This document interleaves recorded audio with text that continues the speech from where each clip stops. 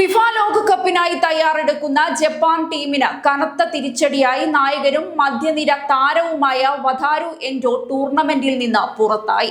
കാലിനേറ്റ പരിക്ക് പൂർണ്ണമായി ഭേദമാകാത്തതിനെ തുടർന്നാണ് 33-കാരനായ ലിവർപൂൾ താരം ലോകകപ്പിൽ നിന്നും പിന്മാറിയത്. ഇതോടൊപ്പം അന്താരാഷ്ട്ര ഫുട്ബോളിൽ നിന്നുള്ള വിരമിക്കലും അദ്ദേഹം പ്രഖ്യാപിച്ചു. ഗ്രൂപ്പ് എഫിൽ നെതർലാൻഡിനെതിരായ ജപ്പാന്റെ ആദ്യ മത്സരത്തിന് 3 ദിവസം മാത്രം ശേഷിക്കെയാണ് ഈ അപ്രതീക്ഷിത തിരിച്ചടി. ജപ്പാൻ ഫുട്ബോൾ അസോസിയേഷൻ അറിയിച്ചതനുസരിച്ച് ബൊറൂസിയ മോൺചെൻ ഗ്ലാഡ്ബാച്ച് താരം ഷൂട്ടോ മാച്ചിനോയാണ് എൻഡോയ്ക്ക് പകരക്കാരനായി ടീമിലെത്തുന്നത്. പുതിയ നായകനായി പ്രതിരോധ താരം കോ ഇറ്റാക്കുറയെ നിയമിച്ചു.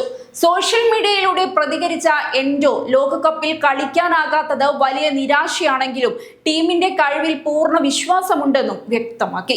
ഒരു ദിവസം ജപ്പാൻ ലോകകപ്പ് ഉയർത്തുമെന്ന് വിശ്വസിക്കുന്നതായും ഇനി മുതൽ ഒരു സാധാരണ ആരാധകനായി ദേശീയ ടീമിനെ പിന്തുണയ്ക്കുമെന്നും അദ്ദേഹം പറഞ്ഞു. 2015 ദേശീയ ടീമിൽ അരങ്ങേറ്റം കുറിച്ച എൻഡോ ജപ്പാനായി 73 മത്സരങ്ങളിൽ നിന്ന് 4 ഗോളുകൾ നേടിയിട്ടുണ്ട്.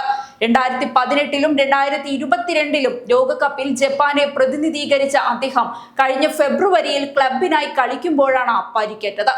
അതേസമയം പരിക്കിനെ തുടർന്ന് കൗരോ മിറ്റോമയും താകുമി മിനാമിനോയും നേരത്തെ തന്നെ ലോകകപ്പ് ടീമിൽ നിന്ന് പുറത്തായിരുന്നു. നായകൻ കൂടെ നഷ്ടമായതോടെ ജപ്പാന്റെ ലോകകപ്പ് പ്രതീക്ഷകൾക്ക് വലിയ വെല്ലുവിളിയാണ് ഉയർന്നിരിക്കുന്നത്.